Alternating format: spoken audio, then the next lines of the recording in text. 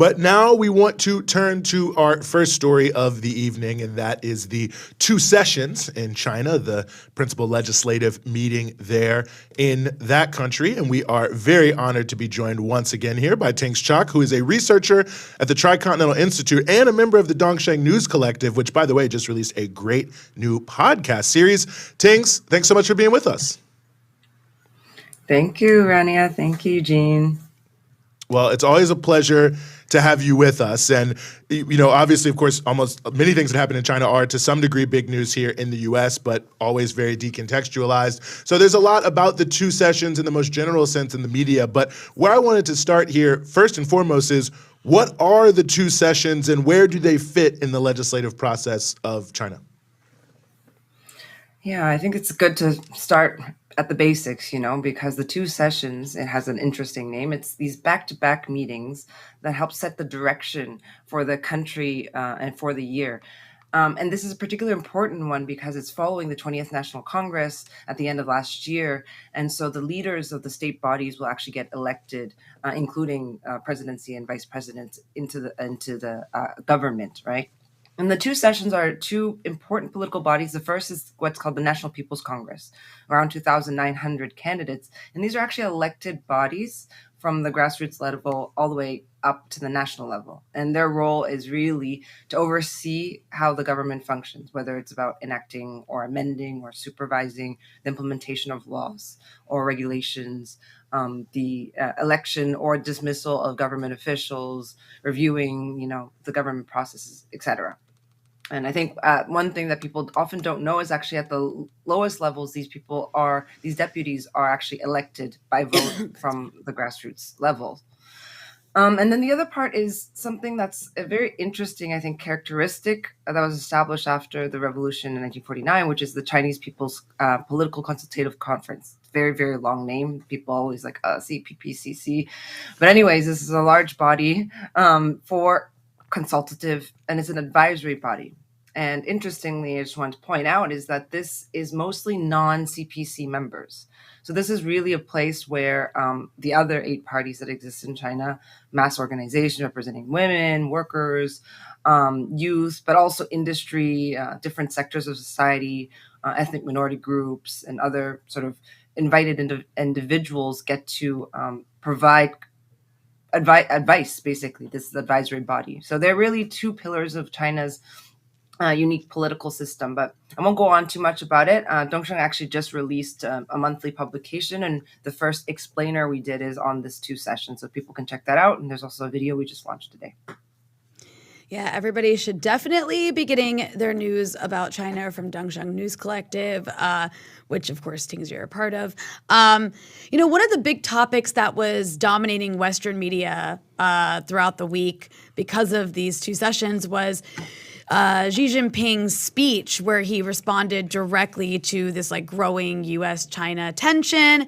And this is being portrayed in the U.S. media, at least, as a more aggressive shift by China. Actually, I think that wasn't even just in the U.S. press. That was sort of the general take around the world, because typically you don't hear this kind of rhetoric from Chinese leaders. So how do you evaluate that framing? I mean, I think it's quite interesting because maybe it's like the arrogance or hubris of U.S.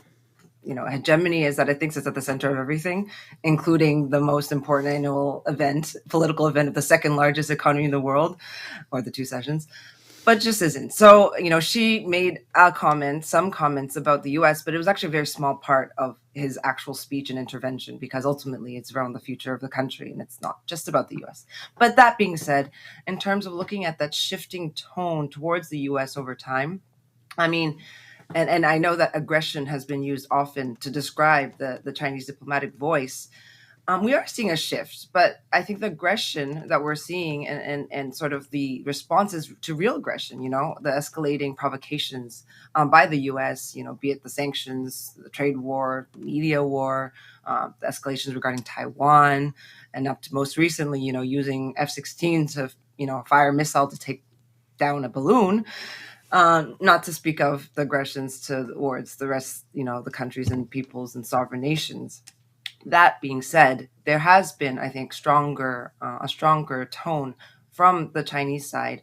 Not just now during the two sessions. We remember the Alaska meeting between Anthony Blinken and Yang Jiechi, who's no longer in that post, but strong words were exchanged. We have Wang Yi, China's top foreign affairs diplomat, who actually responded after just a couple of weeks ago after the balloon incident, using really strong words around it being absurd and hysterical. So we're seeing, I think, a stepping up of that tone. But I would like to, I guess, emphasize where the aggression is coming from. And for many people here, it's understanding it's about time we have a more, let's say, defensive posture and a strong posture on the diplomatic stage.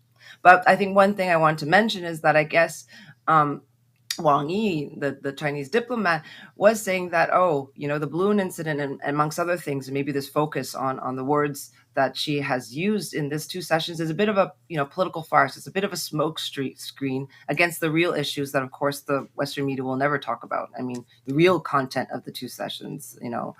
What is the future of the socialist development? What is China thinking around tech and finance and the needs of the country and how it's positioning itself in the world. So those things, unfortunately, never get to be reported.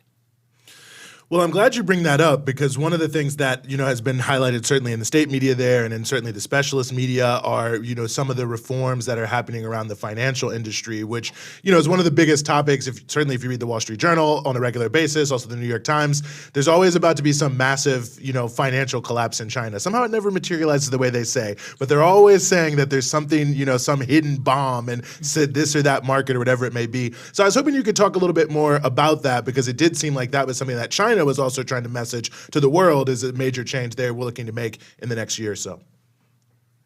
Yeah, we've seen some significant sort of reshufflings or regulations in how the economy specifically, but all the sectors as well, will be organized. And I think you're rightly to point out, why sometimes the West is really focused on the impending doom of the country, but it's not to say everything is all rosy here.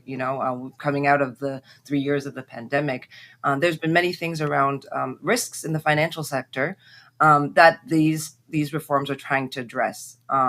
Specifically, I'll give one example is around the real estate industry. And because you just mentioned about the impending doom, remembering Evergrande, which is one of the largest real estate developers that racked up a $300 billion debt at the end of 2021.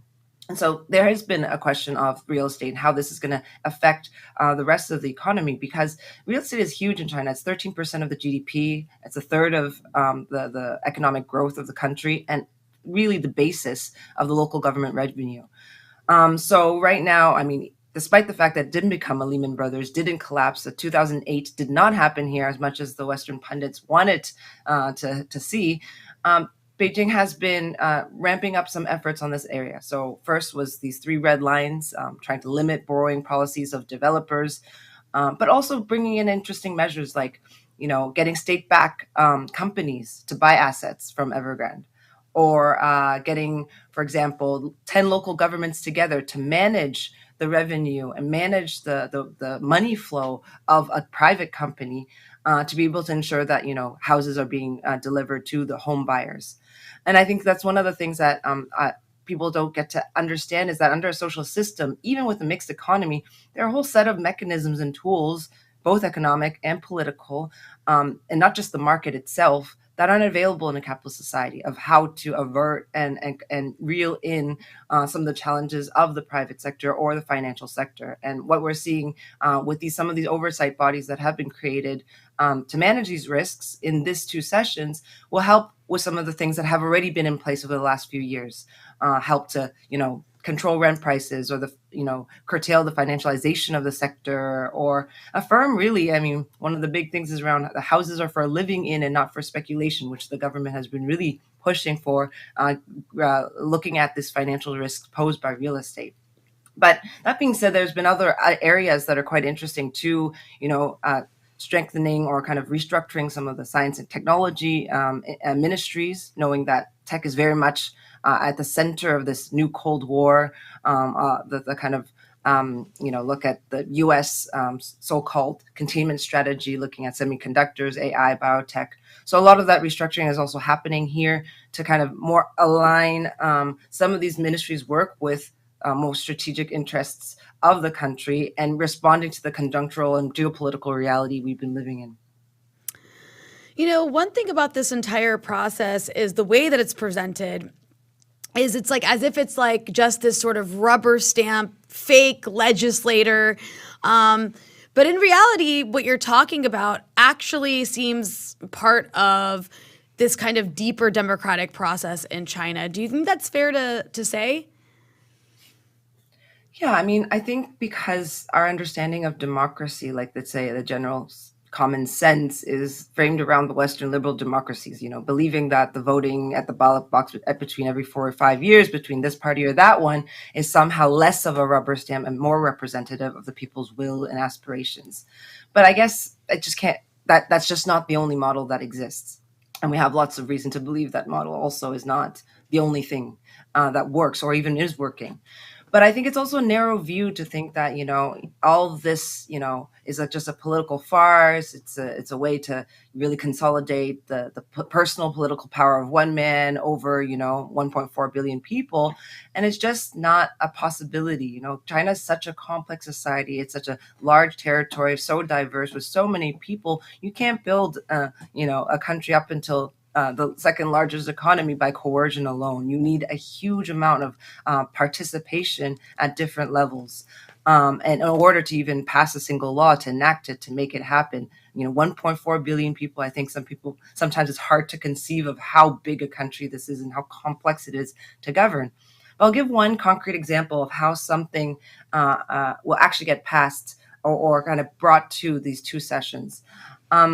So, for example, 2 years ago was the enactment of China's first comprehensive civil code. There's an accumulation over decades of trying to, reform the civil sector of China's regulatory system. We have to remember that China, actually, the PRC is very young. It's 70 years old. So all of this is still in the process of, being built.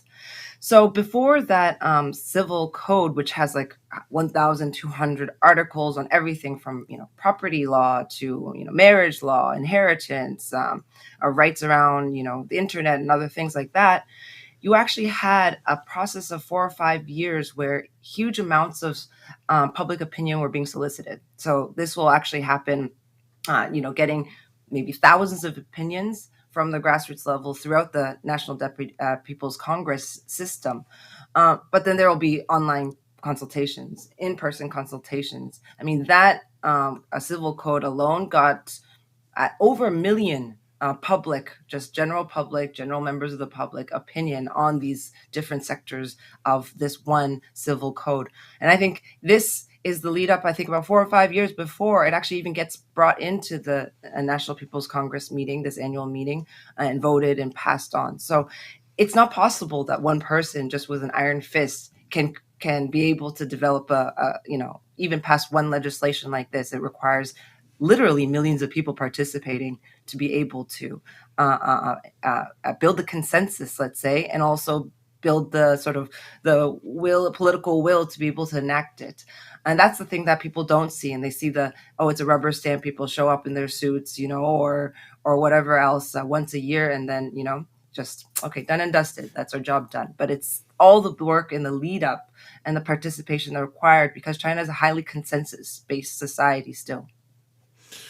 No, I think really good points. And, it's worth noting for people who are watching that almost every study that's ever done asking people in China and people in America who, if they think their country's a democracy, there was one last year, 83% of Chinese people thought they live in a democracy, 49% of Americans. So that in and of itself, I think, should tell you something. But given these wide disparities, we've mentioned it a couple times, but where can people find the Dongsheng News Collective, Tings, if they want to keep following China more closely?